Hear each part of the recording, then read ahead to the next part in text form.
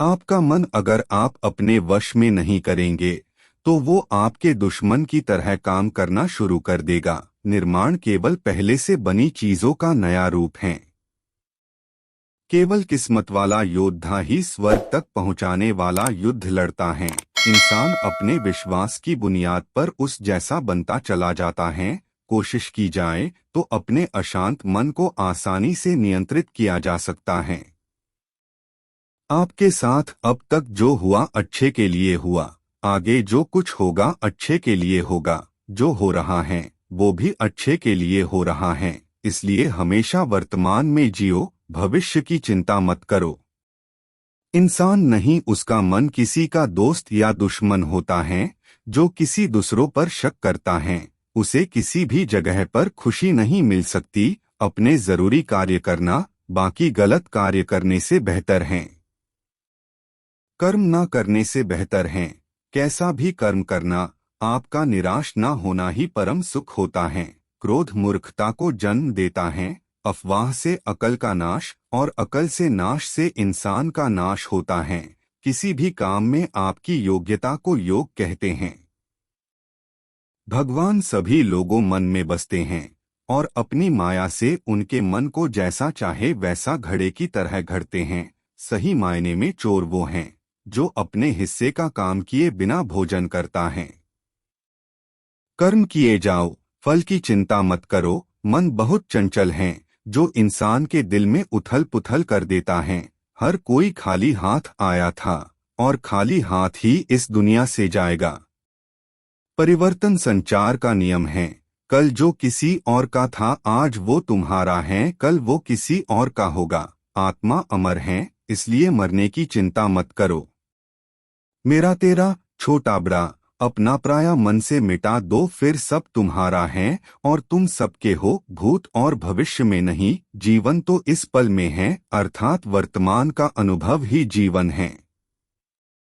तू करता वही है जो तू चाहता है, होता वही है जो मैं चाहता हूँ। तू वही कर जो मैं चाहता हूँ, फिर होगा वही जो तू चाहता है। तो नहीं करते उनके लिए वह शत्रु के समान कार्य करता है। खुशियों में तो सब साथ होते हैं, असली दोस्त वही हैं जो दुख में साथ दे। सदैव संदेह करने वाले व्यक्ति को कभी भी सुख नहीं मिल सकता। नरक के 3 द्वार हैं, वासना, क्रोध और लालच। मनुष्य अपने विश्वास से निर्मित होता है। जैसा वह विश्वास करता है वैसा वह बन जाता है। जानने की शक्ति झूठ को सच से पृथक करने वाली जो विवेक बुद्धि है उसी का नाम ज्ञान है। परिवर्तन ही संसार का नियम है। क्रोध से भ्रम पैदा होता है, भ्रम से बुद्धि व्यग्र होती है, तब तर्क नष्ट हो जाता है। जब तर्क नष्ट होता है तब व्यक्ति का पतन हो जाता है। मन अशांत हो तो उसे नियंत्रित करना कठिन है, लेकिन अभ्यास से इसे वश में किया जा सकता है। तुम उसके लिए शोक करते हो जो शोक करने के योग्य नहीं है, और फिर भी ज्ञान की बातें करते हो। बुद्धिमान व्यक्ति ना जीवित और ना ही मृत व्यक्ति के लिए शोक करते हैं। खाली हाथ आए हो और खाली हाथ जाना है, इसलिए व्यर्थ की चिंता छोड़कर व्यक्ति को हमेशा सत्कर्म करना चाहिए। जिसे तुम अपना समझकर मग्न हो रहे हो, बस यही प्रसन्नता तुम्हारे दुखों का कारण है। केवल मन ही किसका मित्र और शत्रु होता है। जो कोई भी जिस किसी भी देवता की पूजा विश्वास के साथ करने की इच्छा रखता है, मैं उसका विश्वास उसी देवता में दृढ़ कर देता हूँ। अपने अनिवार्य कार्य करो, क्योंकि वास्तव में कार्य करना निष्क्रियता से बेहतर है। कर्म का फल व्यक्ति को उसी तरह ढूंढ लेता है जैसे कोई बछड़ा सैकड़ों गायों के बीच अपनी मां को ढूंढ लेता है।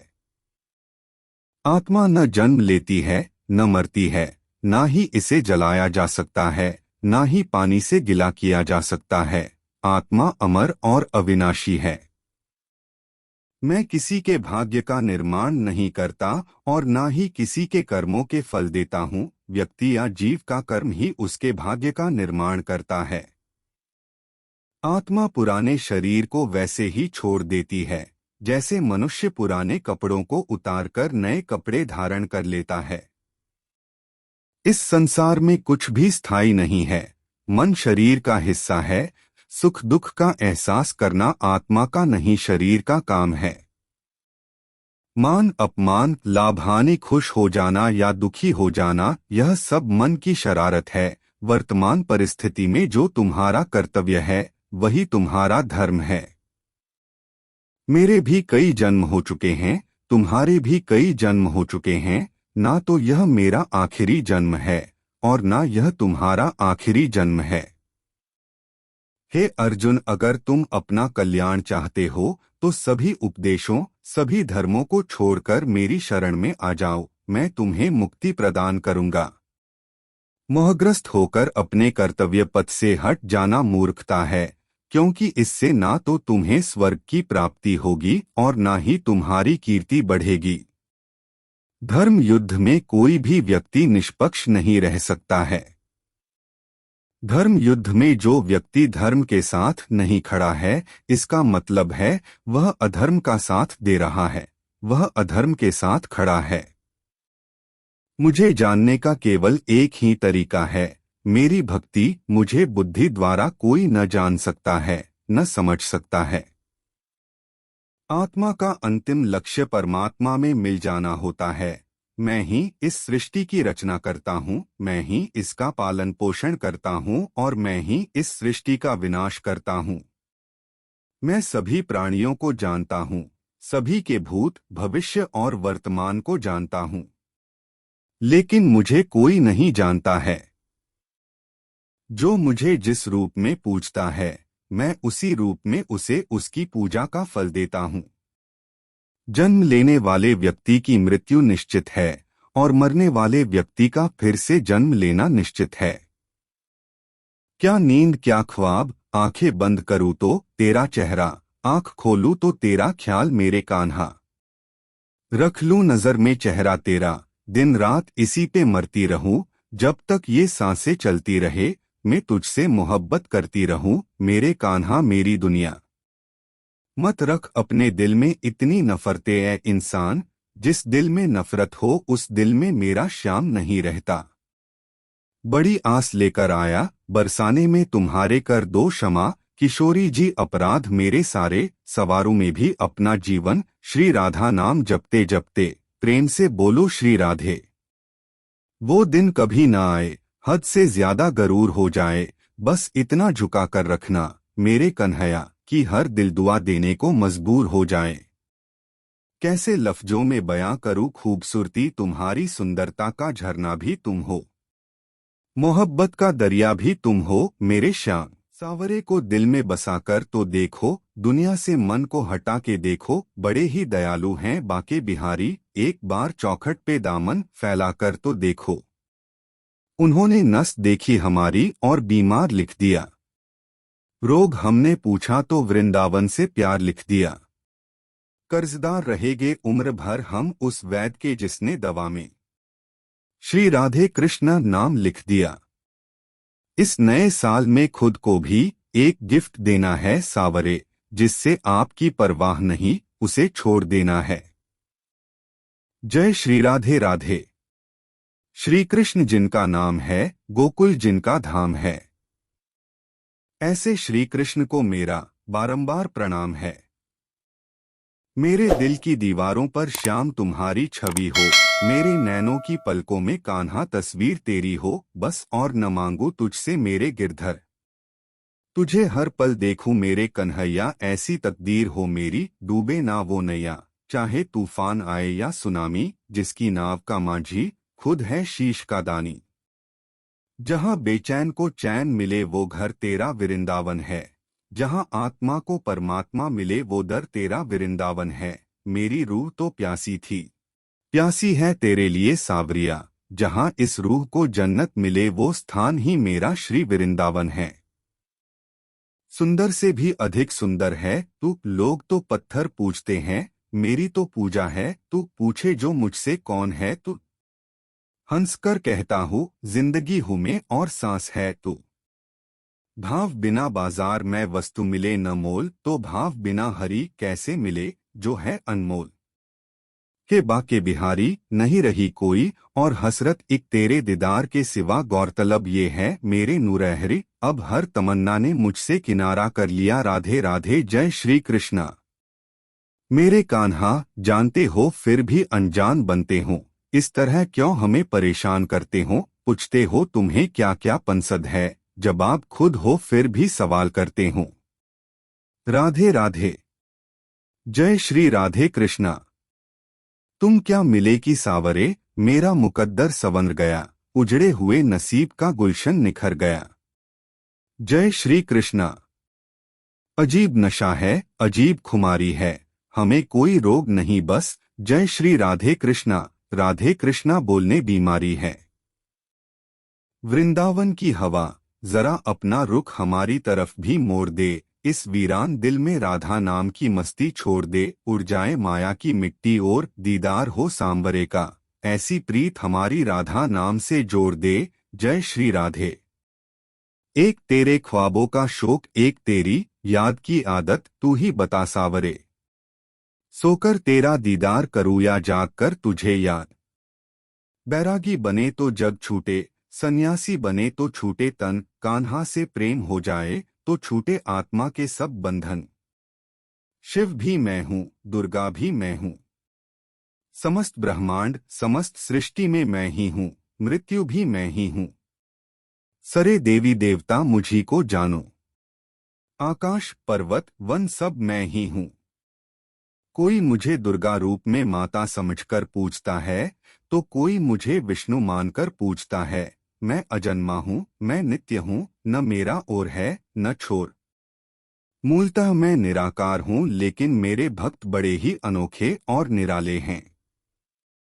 कोई मेरी मूर्ति बनाकर मुझे अपनी नजरों से देखना चाहता है, तो कोई मुझसे प्रेमी पुत्र या पिता के रूप में अपने समीप देखना चाहता है। अपने भक्तों के वश में होकर ही मैं भिन्न भिन्न रूप धरता हूँ। मन की गतिविधियों, होश, श्वास और भावनाओं के माध्यम से भगवान की शक्ति सदा तुम्हारे साथ है और लगातार तुम्हें बस एक साधन की तरह प्रयोग करके सभी कार्य कर रही है। ज्ञानी व्यक्ति ज्ञान और कर्म को एक रूप में देखता है, वही सही मायने में देखता है। प्रबुद्ध व्यक्ति सिवाय ईश्वर के किसी और पर निर्भर नहीं करता। सभी अच्छे काम छोड़कर बस भगवान में पूर्ण रूप से समर्पित हो जाओ। मैं तुम्हें सभी पापों से मुक्त कर दूंगा। शोक मत करो। किसी और का काम पूर्णता से करने से कहीं अच्छा है कि अपना काम करें, भले ही उसे अपूर्णता से करना पड़े। मैं सभी प्राणियों को समान रूप से देखता हूँ, न कोई मुझे कम प्रिय है न अधिक। लेकिन जो मेरी प्रेम पूर्वक आराधना करते हैं वो मेरे भीतर रहते हैं और मैं उनके जीवन में आता हूँ। मेरी कृपा से कोई सभी कर्तव्यों का निर्वाह करते हुए भी बस मेरी शरण में आकर अनंत अविनाशी निवास को प्राप्त करता है। मैं धरती की मधुर सुगंध हूँ, मैं अग्नि की ऊष्मा हूँ, सभी जीवित प्राणियों का जीवन और सन्यासियों का आत्मसंयम हूँ। तुम उसके लिए शोक करते हो जो शोक करने के योग्य नहीं हैं, और फिर भी ज्ञान की बातें करते हो। बुद्धिमान व्यक्ति ना जीवित और ना ही मृत व्यक्ति के लिए शोक करते हैं। कभी ऐसा समय नहीं था जब मैं, तुम या ये राजा महाराजा अस्तित्व में नहीं थे, ना ही भविष्य में कभी ऐसा होगा कि हमारा अस्तित्व समाप्त हो जाए। कर्म मुझे बांधता नहीं, क्योंकि मुझे कर्म के प्रतिफल की कोई इच्छा नहीं। बुद्धिमान व्यक्ति को समाज कल्याण के लिए बिना आसक्ति के काम करना चाहिए। वह जो वास्तविकता में मेरे उत्कृष्ट जन्म और गतिविधियों को समझता है, वह शरीर त्यागने के बाद पुनः जन्म नहीं लेता और मेरे धाम को प्राप्त होता है। जो व्यक्ति आध्यात्मिक जागरूकता के शिखर तक पहुंच चुके हैं, उनका मार्ग है निःस्वार्थ कर्म। जो भगवान के साथ संयोजित हो चुके हैं, उनका मार्ग है स्थिरता और शांति।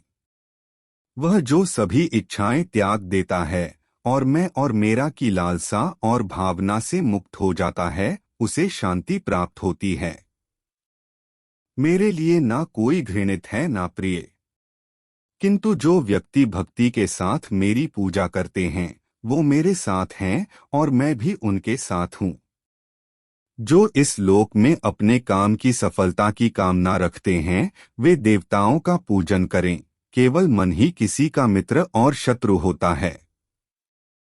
बुरे कर्म करने वाले सबसे नीच व्यक्ति जो राक्षसी प्रवृत्तियों से जुड़े हुए हैं और जिनकी बुद्धि माया ने हर ली है वो मेरी पूजा या मुझे पाने का प्रयास नहीं करते।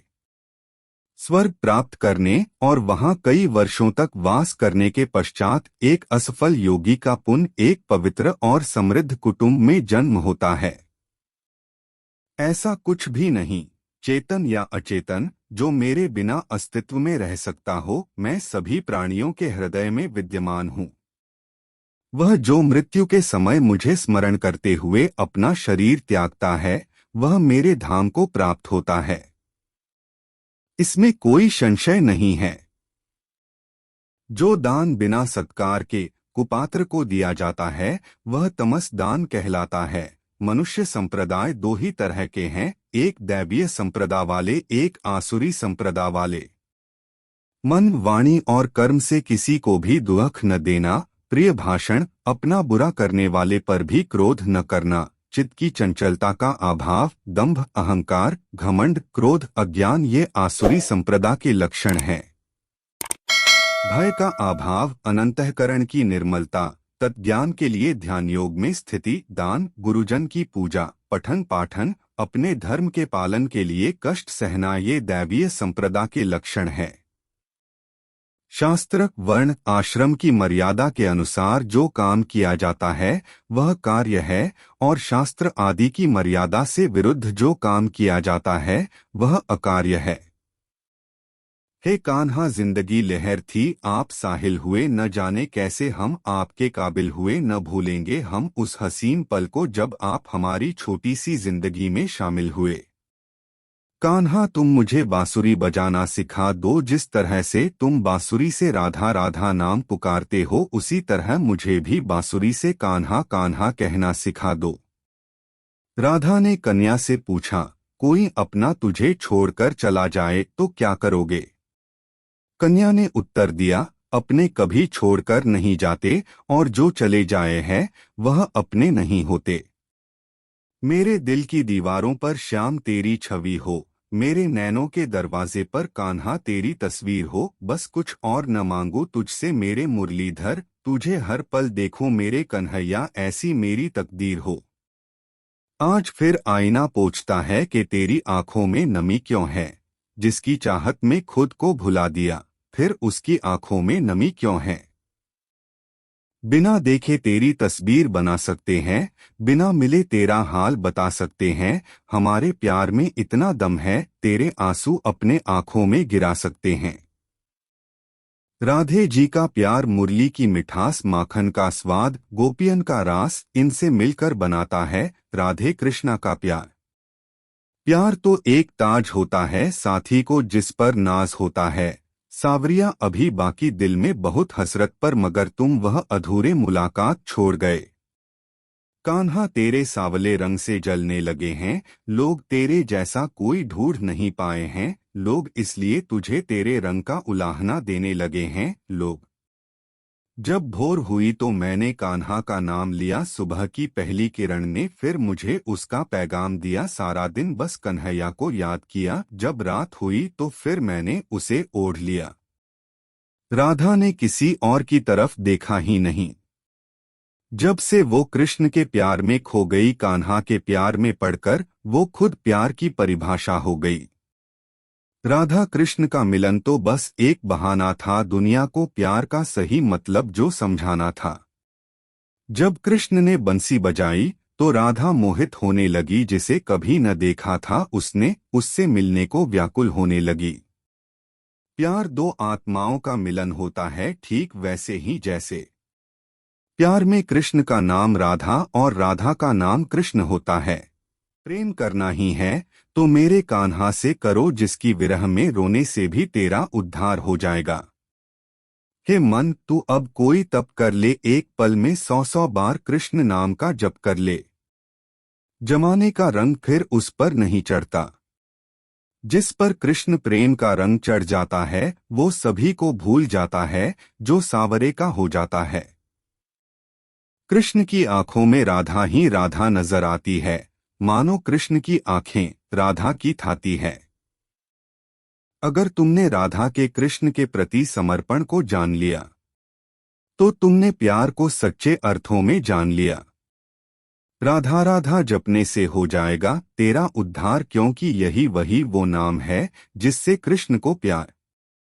किसी दूसरे के जीवन के साथ पूर्ण रूप से जीने से बेहतर है कि हम अपने स्वयं के भाग्य के अनुसार अपूर्ण जिएं। एक उपहार तभी अलसी और पवित्र है जब वह हृदय से किसी सही व्यक्ति को सही समय और सही जगह पर दिया जाए, और जब उपहार देने वाला व्यक्ति दिल में उस उपहार के बदले कुछ पाने की उम्मीद ना रखता हो। ऐसा कोई नहीं जिसने भी इस संसार में अच्छा कर्म किया हो और उसका बुरा अंत हुआ है, चाहे इस काल में हो या आने वाले काल में। जो भी मनुष्य अपने जीवन आध्यात्मिक ज्ञान के चरणों के लिए दृढ़ संकल्पों में स्थिर है, वह समान रूप से संकटों के आक्रमण को सहन कर सकते हैं, और निश्चित रूप से यह व्यक्ति खुशियां और मुक्ति पाने का पात्र है।